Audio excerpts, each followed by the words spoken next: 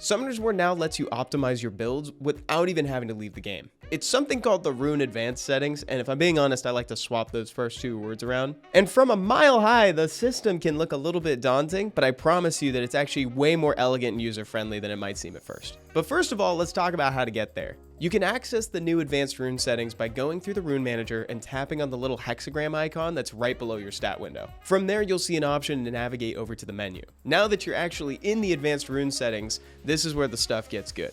You can designate what sets you want, what main stat you want for your 2, 4, and 6 slots, as well as target stat values. And if you're not sure about what to put for a slot, or if you just don't have a preference, you can mark it as public. Then the game will source what's popular for that slot instead. It also should be noted that for those target stat values I mentioned a second ago, it's taking into account the base stats of your monster as well as what you'd like from the runes. There's also a checkbox at the bottom that'll let you decide whether you'd like to include runes that are currently equipped on other monsters.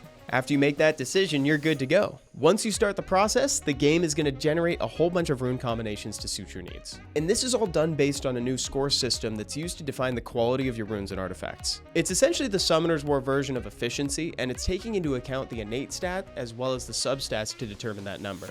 And if you want a more detailed breakdown of how that calculation works, there's a user by the name of Users on Reddit who's already provided a really comprehensive breakdown. Again, that's the default way to sort them, but there are a bunch of other filters available too. You can sort by speed, HP, crit rate, etc. After you choose the combination that works best for you, you can manually edit the runes that are on your monsters using the regular rune manager. The new system is great for newer players who may not be comfortable with the standard rune manager. I think this is especially great for players looking to make their starting dungeon teams too. But there we go, that's a breakdown of the new system. Let me know what you think of it in the comments below and how you like the update in general. Bye everyone, see you next time.